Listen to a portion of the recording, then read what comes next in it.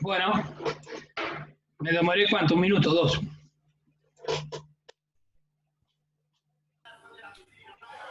Acá estoy de vuelta.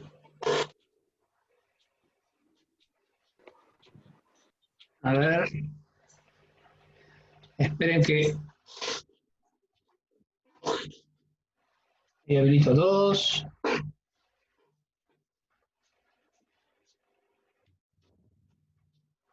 Bien, espero que no se me hayan ido la mayoría, porque tardé un ratito.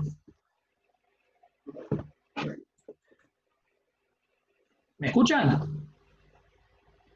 ¿Sí? Sí, sí. Bien. Sí, profe, escuchamos. Sí, se escucha bien. Ahí estoy.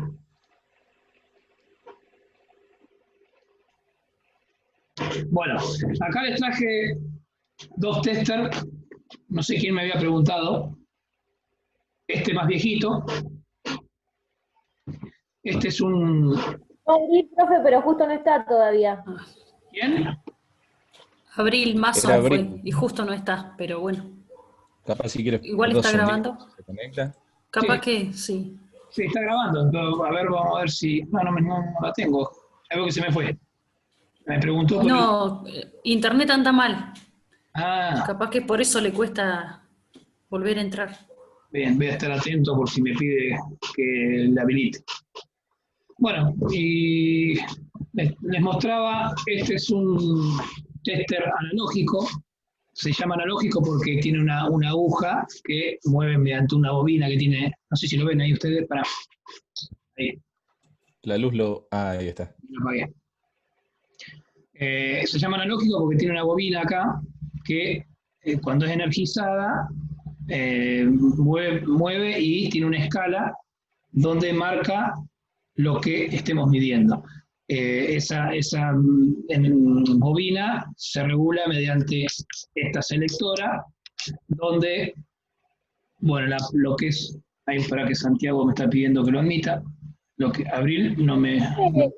Los testers se conectan a, o sea, ahí tienen que tener un contacto por a través de un cable con pinzas o algo con el artefacto, Sí, o miran la corriente. acá están, para que ahora te lo muestre. Pará. Pasa que este viejito no lo estoy usando yo. Ahora te muestro el que uso yo. Acá tenemos la parte roja que medimos tensión, o sea, volt alterno. Acá, no sé si se ve, lo que está en rojo. Y tiene de 20, a ver, déjame ver porque no veo ahora yo. 10, 25, 250 y 1000 volts. Entonces, yo ahí selecciono 10, 25, 250 o ahí está justo Abril. Ahí entra Abril. Vamos a tener que esperar, así le explico a ella. Ahí estoy habilitando a Abril. Hola Abril, ¿me escuchás? ¿Abril? No sé si entró. ¿Me escuchás, Abril? Sí, profe, disculpa que me anda mal el internet, no podía entrar. No, también justo estoy mostrando uno de los testers que tengo yo acá conmigo. Bueno, acá en la parte blanca esta es lo mismo, tensión, o sea, voltaje, pero continuo. Y lo mismo, puedo medir de 2,5 hasta 1000 volts continuo. A ver, muy sencillo, alterna y continua, a corriente alterna es la que tenemos nosotros en el hogar, en los 380 volts de un taller y demás. La continua es lo que tenemos en una pila, en una batería de camión, de auto, una batería nos entrega corriente continua y la energía eléctrica de red nos entrega corriente alterna. Entonces, por eso tenemos diferentes tipos de mediciones. Después acá, lo que figura en verde, mide ohms. La unidad ohms, recuerdan de la clase anterior, ¿qué medía? ¿Qué es lo que medía ohms? ¿qué medía yo cuando mido en ohms? Una, Es la resistencia, ¿no? claro, una resistencia, exactamente. Y después acá al final mido corriente, porque mide en amperes, miliamperes. Bueno, no sé si Bárbara me preguntaba el tema de las pinzas o los conectores. Acá están. A ver, estos son los conectores donde yo con estos, como si fuesen como clavitos, están rojo y negro para poder identificar si tengo que medir el positivo o negativo. Después, este es digital. ¿Mm? Este lo que tiene, me entrega digital, ¿ven? Ahí está, digital. Y después, el selector es lo mismo. Básicamente es lo mismo. Usted mide voltaje, a ver, no veo acá. Sí, voltaje alterno, voltaje continuo. Después acá, este también te mide capacitores, el otro no lo mide. Después no nos metamos en ese terreno porque tenemos que hablar de electrónica, que no viene al caso. Acá tenemos resistencias que nos mide 200 ohm, 2K, 20K, 200K, K, kilo ohms. K significa kilo ohms. Entonces, para que no se nos vaya el rango, ven lo que nos mide ahí, para que no se nos vaya el rango, nosotros tenemos este selector, lo giramos. Después acá, los conectores es donde se tiene que poner COM, en donde dice COM, se pone el negro, y acá le dice B corta, ahí B corta y ohms, conectamos el terminal y medimos resistencia o voltaje en esta perilla. Ahí. Si tenemos que medir amperes o corriente eléctrica, en vez de conectarlo acá, lo conectamos acá, al rojo. Ahí. ¿Está?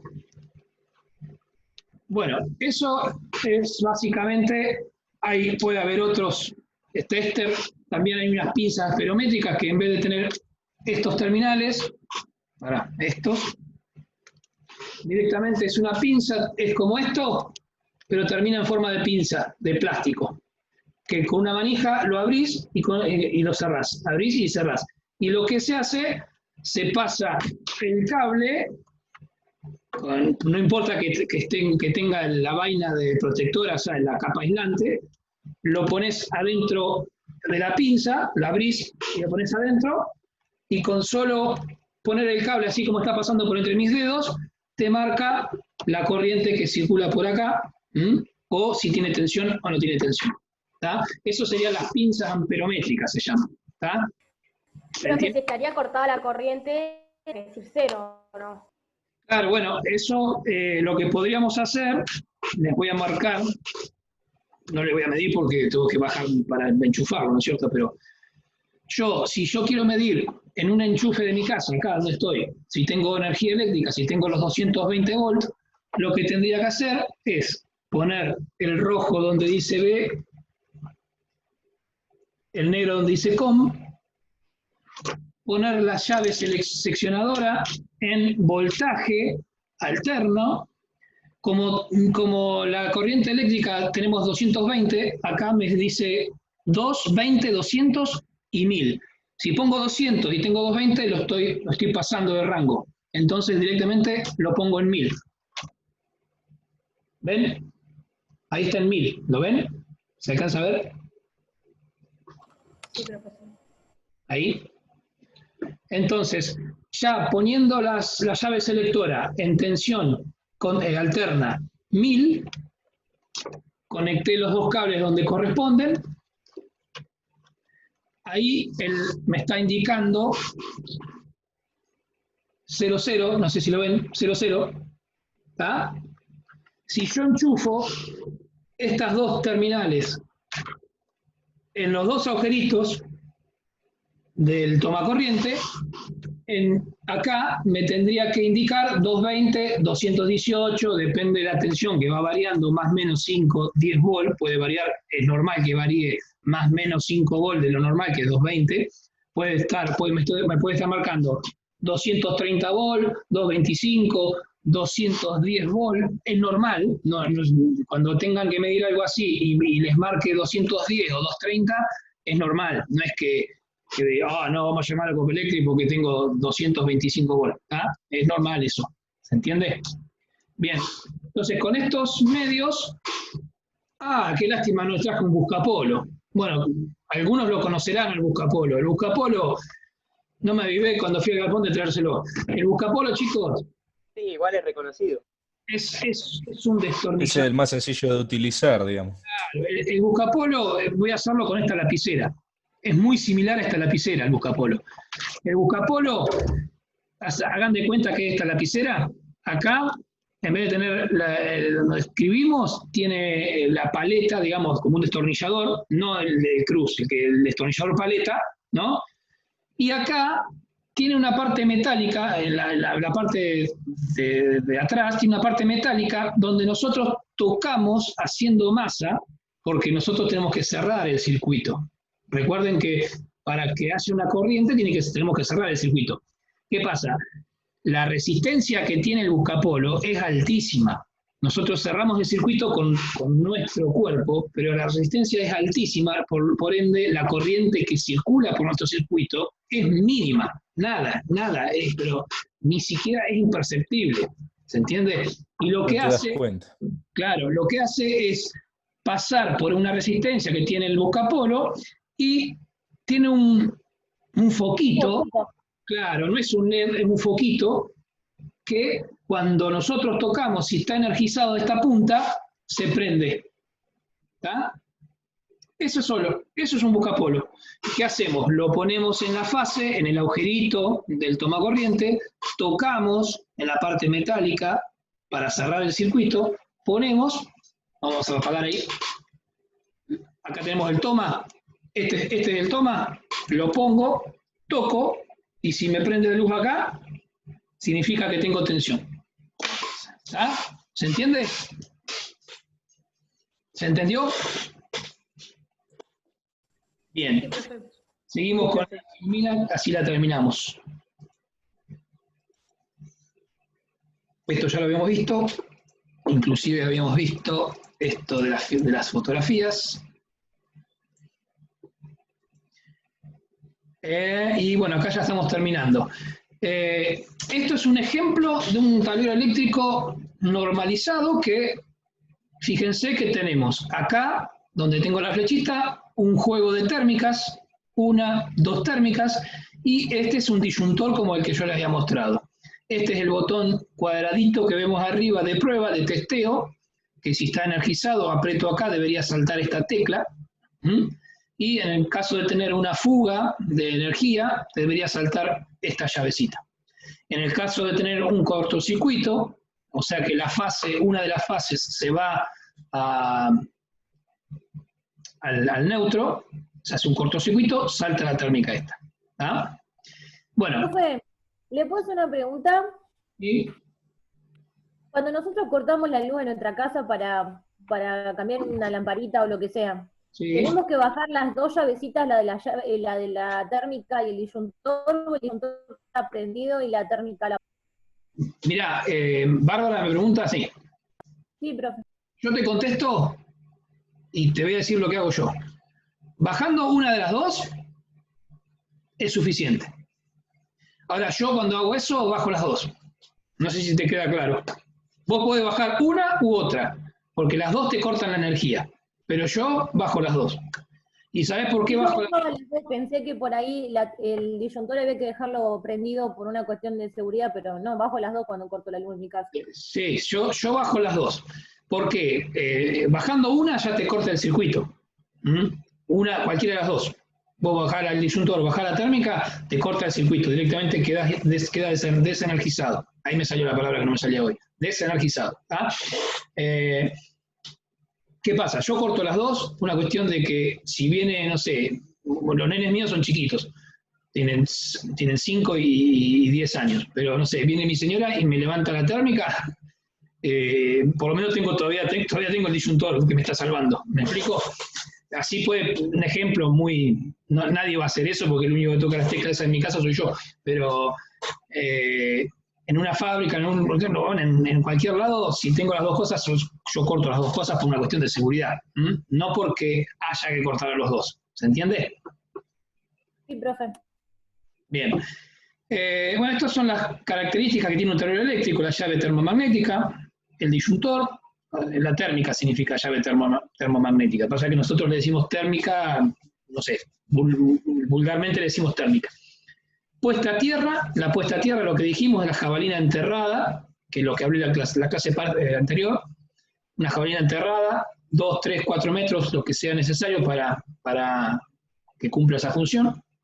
Los tomacorrientes protegidos, estos son los tomacorrientes protegidos mediante esta tapita azul. Estos ya son para uso industrial, no son los tomacorrientes que nosotros vemos en nuestro domicilio. Y los cables con doble aislamiento, como les comenté y se los mostré en clases anteriores. El cable negro, ese tipo taller. ¿Sí? Bien. Estas son las distancias de seguridad que yo les comenté recién, hace un ratito. Para prevenir descargas eléctricas, tenemos que asegurarnos no bajar, o sea, no que la distancia entre el conductor y nosotros sea igual o mayor que estas que están acá. Y van variando en función a la energía o el potencial que ese conductor tenga en ese momento. ¿Está? Fíjense que de 0 a 50 volts nosotros no tenemos que tener ninguna distancia de seguridad. De 40 a 450 volts, ninguna tampoco, una pantalla aislante simplemente para evitar algún chispazo o demás. Fíjense que ya con 1 kilovolt tenemos que tener una distancia de 0,3 metros, 30 centímetros. 13,2 kilovolt, 0,6 metros. 33 kilovolt, 0,8 metros. 66, 1 metro y así sucesivamente. 500 kilovolt, o sea, 330, 500 kilovolt, 220 kilovolt, son las torres esas que nosotros vemos en la ruta, que tienen formas de B corta y pasan 3 cables que van haciendo, si uno los ve en forma de perfil, van haciendo la panza producto del peso de justamente... Por ahí cuando pasás se escucha el ruidito de la electricidad también. Claro, es ese ruido de la electricidad. ¿Quién me lo dijo? Perdón. Yo, Carlitos. Carlos, ese ruido no siempre se escucha y por lo general se escucha cuando hay humedad en el ambiente.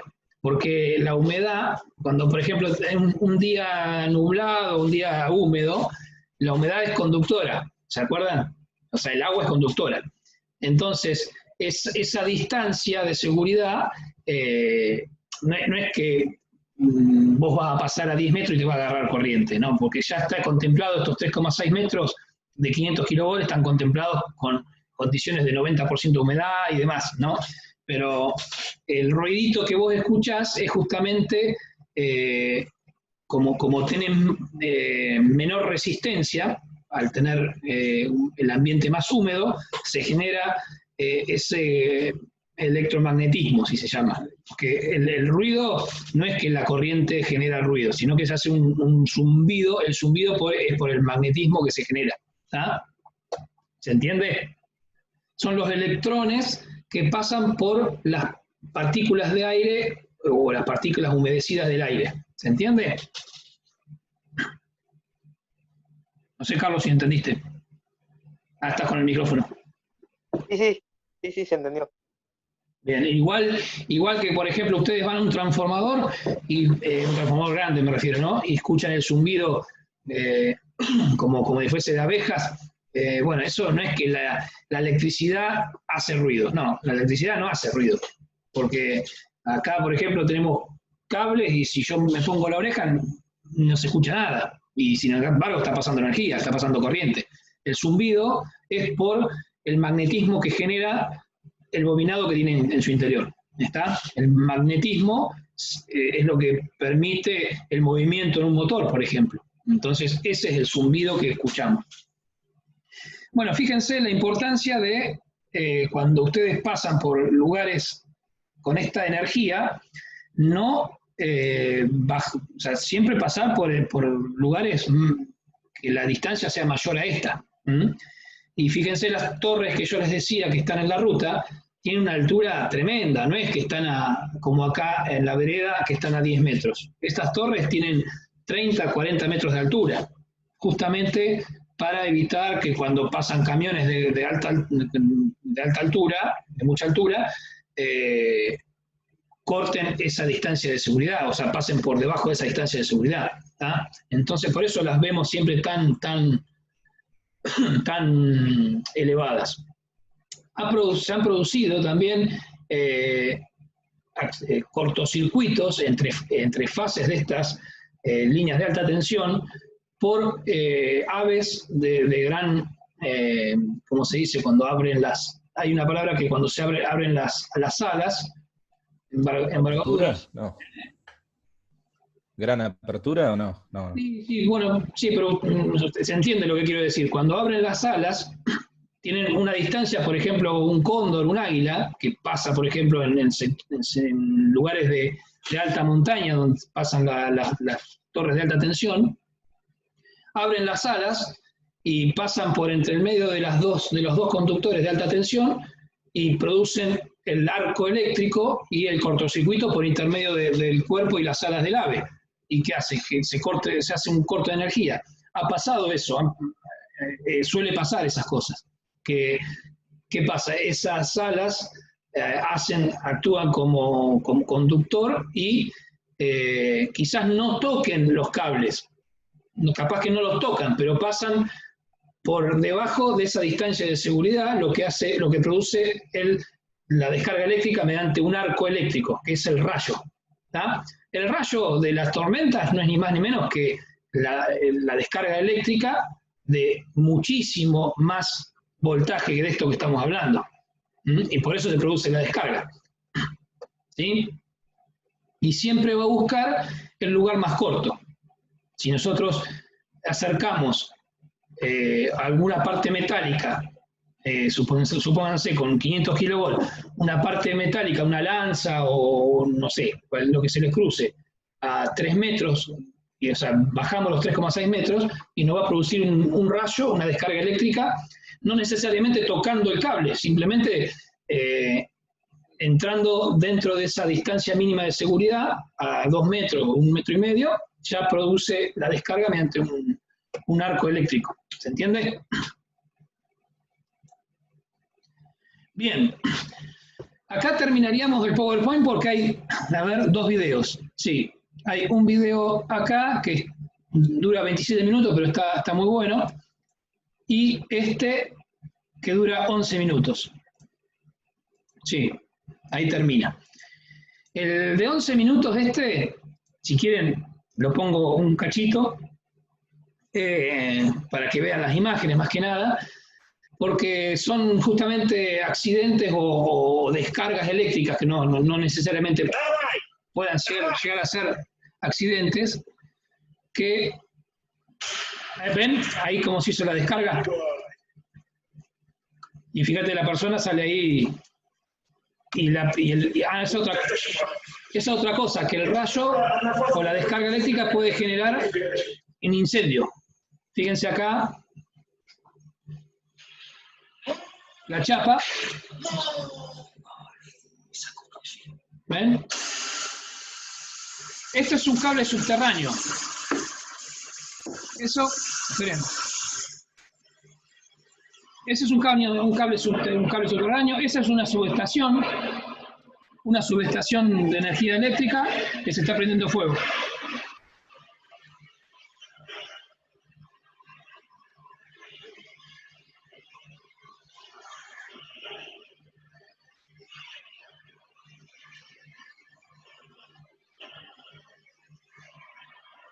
Bueno, dura 11 minutos. Si ustedes quieren verla, eso más que nada para gráficamente ustedes vayan viendo cómo se produce un incendio eléctrico ahí se está generando un incendio eléctrico, por ejemplo, ¿ven? La descarga eléctrica en el campo que quema el pasto también genera un incendio eléctrico. De esa forma es como se generan los incendios eléctricos, ¿sí? Profe, cuando se produce un incendio por la energía eléctrica, ¿hay una forma especial de apagar? Para que se te cortó, Bárbara, no te escuché. Te decía que si cuando se produce un incendio así por un cortocircuito, como eso en una subestación o cualquier instalación chiquita, Sí. ¿hay una forma especial de apagarlo con un tipo de matafuego especial o cómo se hace? Sí, se utiliza para lo que es incendios eléctricos, se utiliza los matafuegos tipo BC, tipo C. ¿Por qué? Porque el contenido, el polvo que se utiliza, que tiene en su interior, es un polvo que no es conductor de electricidad. ¿Está? Si nosotros ponemos un polvo del tipo, para el que se utiliza el tipo de fuego B, por ejemplo, al tirarlo, al descargar el extintor, al ser conductor, desparrama la llama en toda la energía eléctrica que tenga contención en ese momento.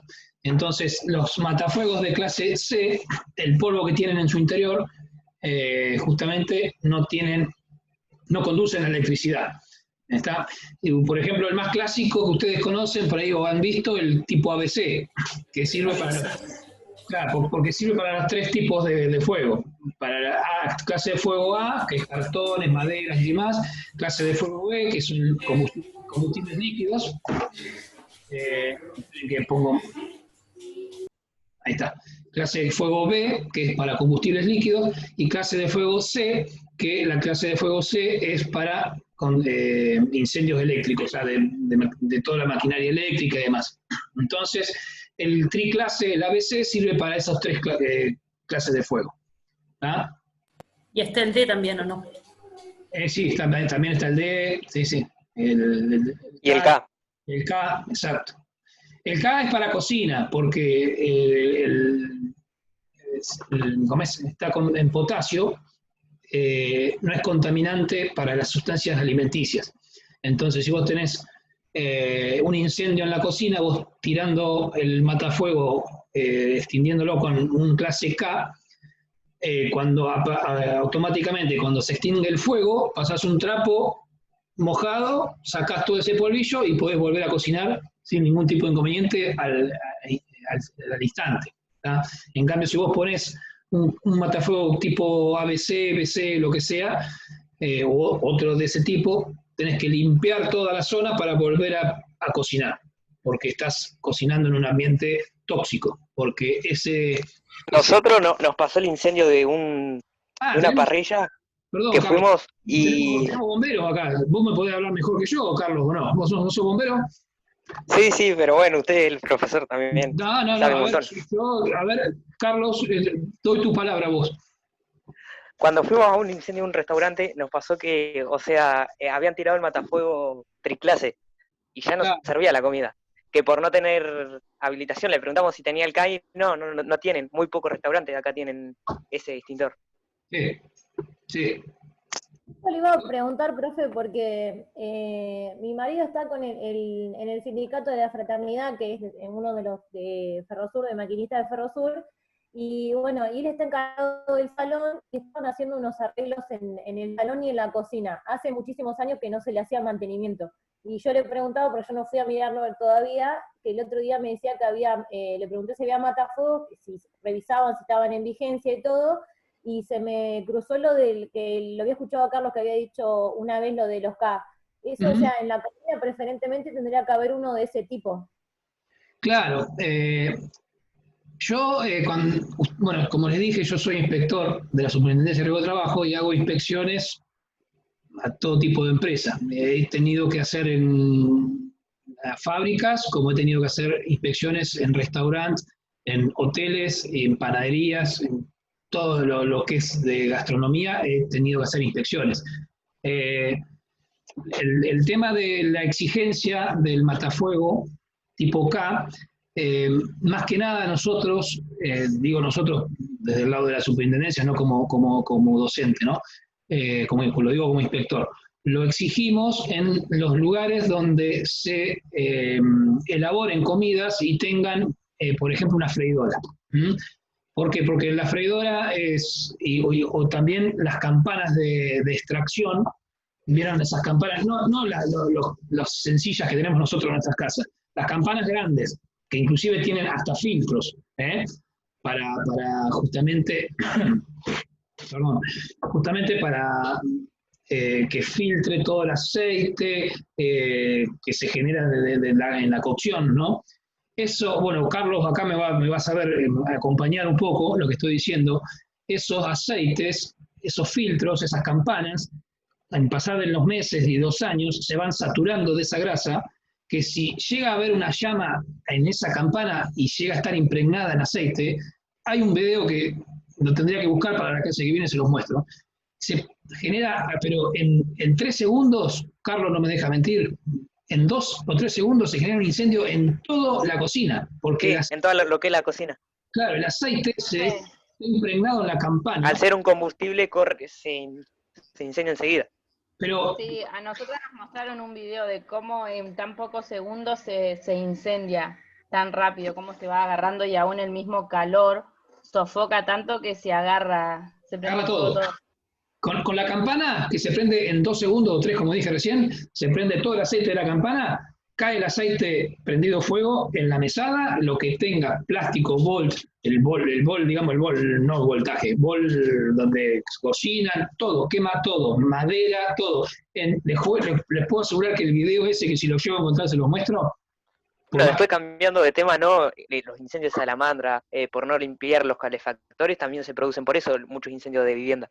Claro, el hollín por ahí contiene todavía cierta combustión que también lo quema. Y esto que decía yo, que en 20 segundos te quema todo la cocina. Y volviendo a lo que estaba diciendo como inspector, nosotros exigimos el matafuego de clase K para los lugares donde se elaboran la comida y tenés campanas de extracción y freidoras. ¿Por qué? Porque ahí generás aceites o grasas que se depositan en las campanas o en la misma freidora. ¿Está? Profe, disculpe. Lo ideal sí, Carlos. Después también mucha gente lo que no sabe es que se te prende de fuego el sartén con aceite y enseguida atinan a tirar agua. Y es lo peor que podés hacer. Claro, porque lo desparramás. Desparramás el aceite. Claro, sí. Muchas veces es más fácil poner un trapo, una tapa que echarle agua. Exacto. Ahí Carlos me va tirando letra y yo le voy diciendo, más o menos. El fuego, no sé si ustedes lo vieron ya, si no lo van a ver más adelante, es el triángulo, el famoso triángulo de fuego. Tiene 3 catetos el triángulo, en donde uno es el oxígeno, uno es el combustible y el otro es la chispa, para poder iniciar el fuego. Para que haya un cuarto elemento también, después. La reacción química en cadena. Exacto. Bueno, pero pará, Carlos, porque si no me lo vas a marear a los chicos. Ya, déjame con los 3 nomás. Con esos 3 hacemos fuego. Si nosotros eliminamos un cateto, cualquiera sea, se termina el fuego. Y lo que dijo Carlos recién, está perfecto, que el tema de la sartén, nosotros le ponemos un trapo, una rejilla o algo, estamos eliminando uno de los catetos que es el oxígeno.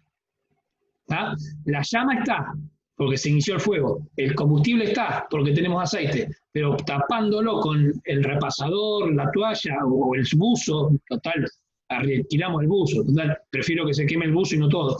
El buzo, te sacás el buzo y lo tirás arriba, le estás sacando el cateto del oxígeno. Entonces, de esa forma, extinguís automáticamente, quizás tarde un segundo, vos veas que tarda un segundo, te lo va a quemar el repasador, obviamente, pero se extingue el fuego. ¿Ah? Lo que decía Carlos, que todos lo que hacen es, tiras agua, y el agua, ¿sabes lo que hace?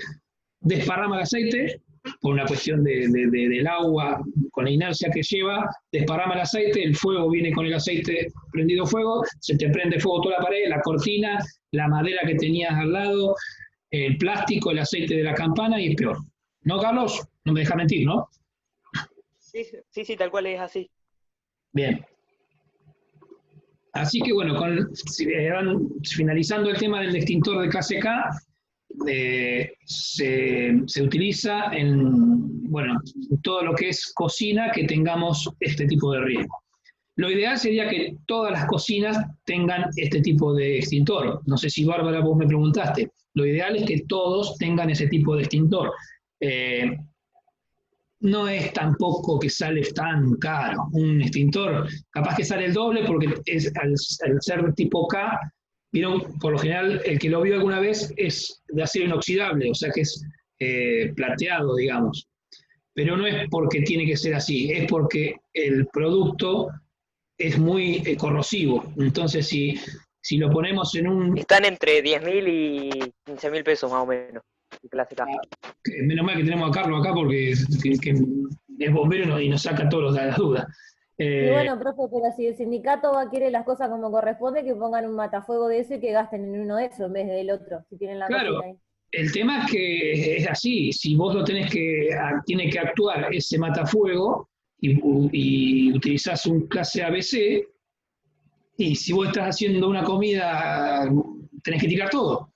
Entonces, Carlos está diciendo que sale entre 10.000 y 15.000 pesos, y no es nada. Si te pones a pensar, hoy por hoy una comida para... No, aparte, con uno ya andas re bien.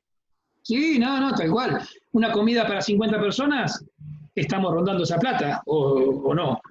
Si te pones a pensar, una comida para 50, 100 personas, menos de 10.000 pesos no creo que salga. Creo yo, no sé, digo, es algo que estoy tirando así al azar, me parece.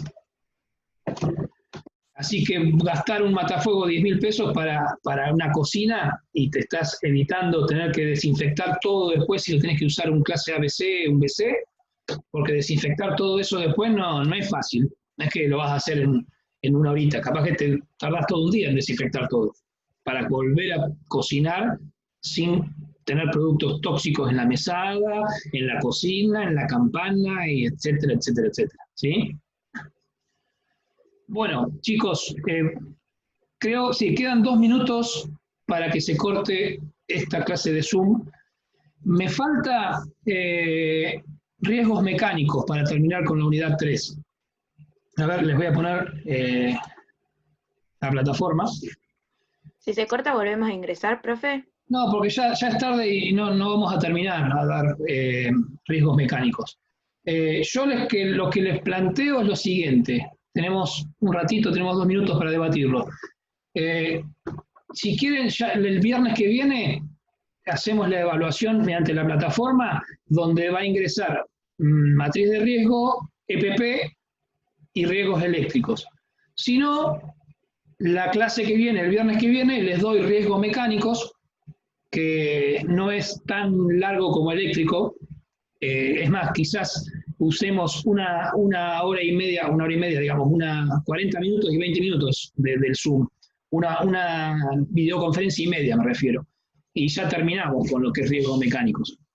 Y después, dentro de 15 días, tomamos toda la unidad 3 completa. Eso les dejo, tenemos 1 minuto y medio para debatirlo. ¿Qué quieren hacer? Yo preferiría hacer toda la unidad 3 completa, no sé, mis compañeros. Sí, yo opino lo mismo. ¿Sí? Yo no tengo por las 3 unidades. Bueno, por lo que escuché, todos opinan más o menos parecido, pero en su gran mayoría. Entonces, Y por lo menos para terminar toda la unidad y dejarla completa. Bueno, sí, hacemos así entonces. Porque si no, después va a tener que evaluar la última parte de la unidad 3, la unidad 4 es como medio. Claro, tendría que hacer después la evaluación con la 4 mezclado con la 3. Bueno, hacemos así entonces. La clase que viene vamos a dar riesgos mecánicos. Quizás va a ser más cortita porque en una conferencia y un poquito más la terminamos, eso les puedo asegurar. Y si no, si la hacemos en una sola videoconferencia, bueno, ya está, mala suerte, va a ser más corto el viernes que viene, ¿sí?